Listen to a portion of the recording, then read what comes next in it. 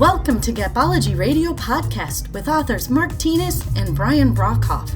We can be reached at gapology.org, and our books can be found at amazon.com. Hey everybody, welcome back to another episode of Gapology Radio. This is your podcast on Gapology, IMBAR, and more. Let's give Mark Tinas a call and see what he's up to. Hey Mark, how are you? I'm great. How are you? Good. What's going on? Oh, just working on a number of changes. Awesome. That almost sounds like it'd be a cool topic for tonight. Well, let's do that then. Okay. We always surprise everybody, you know. Are you ready? Yeah, let's do it. So, every leader I talk to is dealing with significant change. And I believe that change is really more frequent than ever before. And there's so many different change initiatives and change processes that are going on. And most leaders are not well equipped for change. Right. They may think they are, but they actually don't react to it effectively, don't understand it, don't get ahead of it. So I'd really like to jump into that. What do you think? Yeah, definitely. It is definitely needed. I think, preparing for change on a large scale is important, but even the small changes, I think a lot of people really react differently to it, and a lot of times leaders aren't ready for it. Yeah. So let's jump in. So we wrote about the process of change, which we call DABA, for those of you taking notes, DABA, and I'll get into the details of that in a minute, but we wrote about that in Gapology. But I would tell you that the first step that all leaders need to consider and need to carefully craft is how you communicate change. Communicate the change that's coming to your team.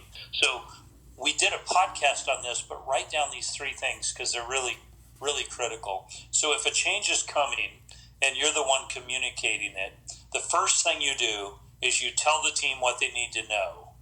So you lay out the details of the change, the nuts and bolts, let's say.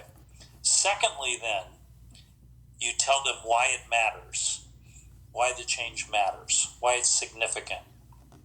And then thirdly, and lastly, you tell them what they need to do. And what this does is it creates action around the change that's coming. And it creates a context that moves the team forward. And it is absolutely critical because I would tell you the biggest mistake made around changes is not effectively and clearly communicating the change, making the assumption, they understand it, they get what's going on. That's not the case. And change is scary to people.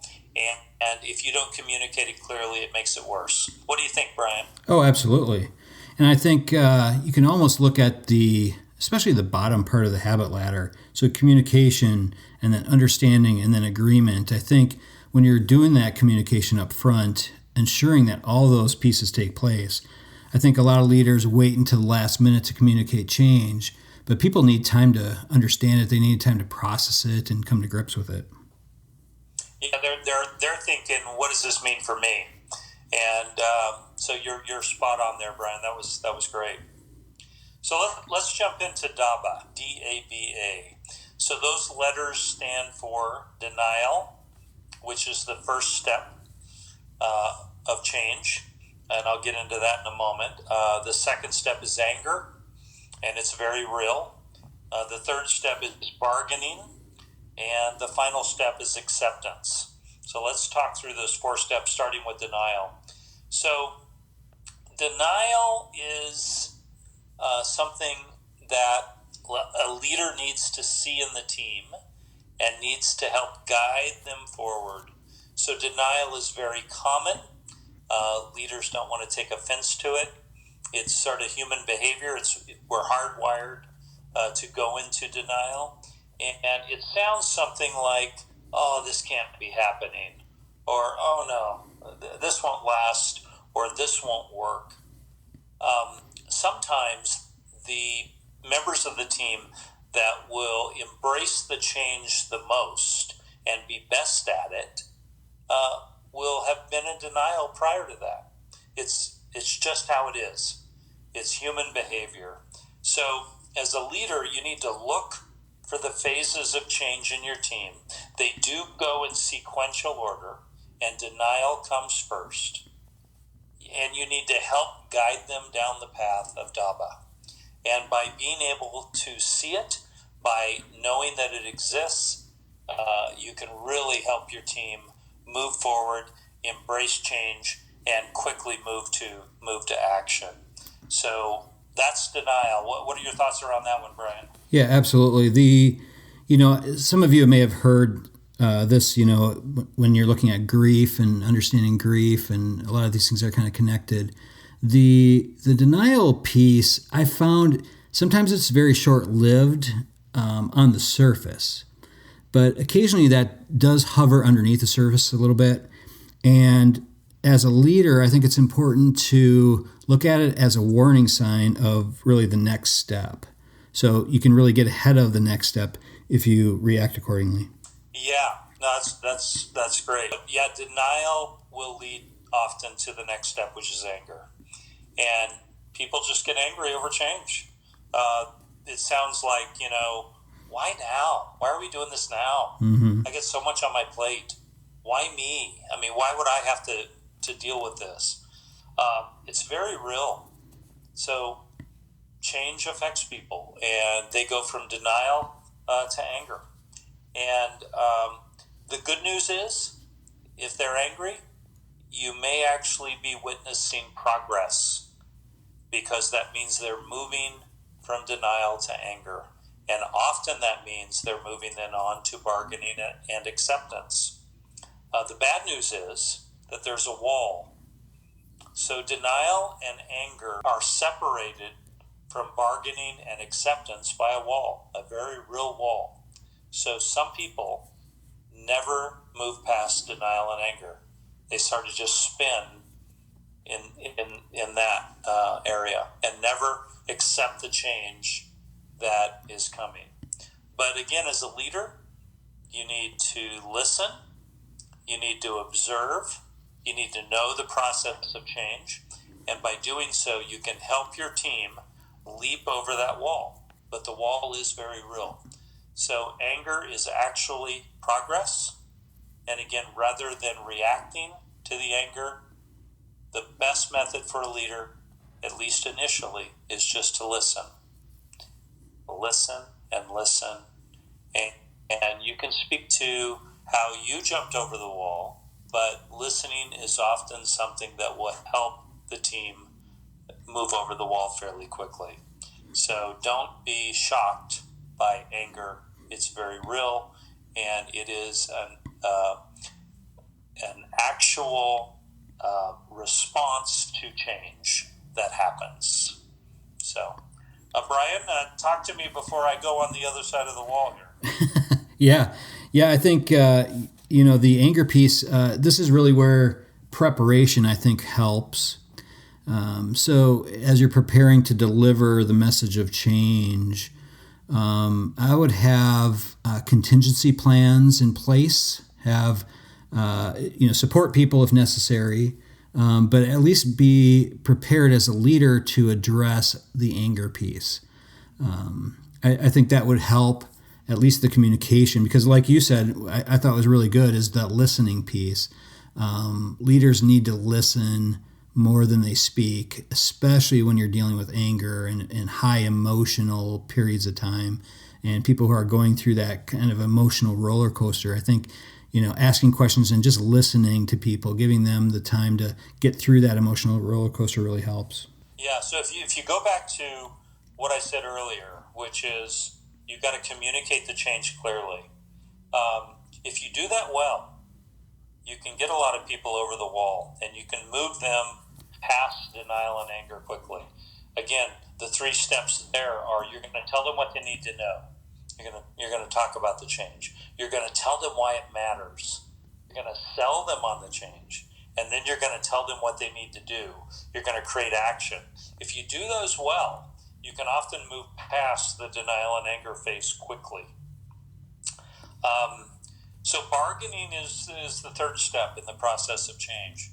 And it's big progress because it's on the other side of the wall. It means that they have moved past anger. So bargaining sounds like, well, what if we just do it this way? Yeah. Or have you guys thought about this? Yeah. Or it's big progress, so just let it go. Listen, take notes. It's great. It's great. What you as a leader do is just come back what they need to do. Come back with that. Come back with, here's what I need from you. And you can move them past bargaining. Once they get to bargaining, you're almost home, because acceptance is the next step. So any thoughts on the wall or on bargaining, Brian? Yeah, I think the bargaining piece is really an important step, and it is that sign that they move past the wall. So as a leader, I think really just listening and just empathizing with them, because as they're starting to share additional ideas and things like that, look for common ground, because you can position your statements, your responses accordingly based on that common ground. Yeah, the common ground might be, though, hey, thanks, Brian, we considered that, but we chose this alternative because. Yes. And yep. You often have to come back, with something that's a bit more hard line, because often the change is not optional. Right. It is, and it's quite different. It's moving forward. So you've got to be careful there as a leader about how you empathize and make sure that you don't overdo it, because we are moving. And by the way, it's effective tomorrow morning at 9 a.m. So the reality of the change is going to set in there. Mm-hmm. Yep. So the final step is acceptance. So congratulations when you move the team there. Let me tell you, though, and write this down, the number one way to move the team to acceptance is your own acceptance of the change and your own description of the pathway that you went through, how you were in denial, how you were angry, how you bargained, but how you gained acceptance. And once you talk about that, the team will move to acceptance at an incredible rate, and they are over the wall, and generally you can get them all in. But again, if you don't know about these steps, it just creates chaos in your life. It is so predictable. I've been amazed at how predictable the reaction to change has been once I knew DABA. It was like, oh my God, yeah, they're in denial. Oh, there's the anger piece. Oh, there's bargaining. Oh, thank you. There is acceptance. How great is that? It really happens. It's really human behavior, and it's very, very predictable. Other thoughts, Brian?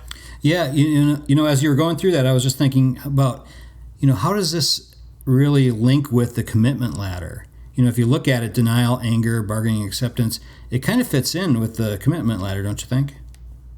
Well, so what Brian is doing, he's trying to get you to listen to two other podcasts. Yeah. He mentioned earlier the habit ladder. Yes, you need to go back and refresh yourself on that one. Mm-hmm. And then the commitment ladder is another great podcast that you need to refresh yourself on. But yeah, it all ties together. Yeah, that's interesting. And it is all in a book called Gapology, which we're thrilled has swept the world and has made an impact in the lives of many leaders. So right, for sure. We're thrilled by that.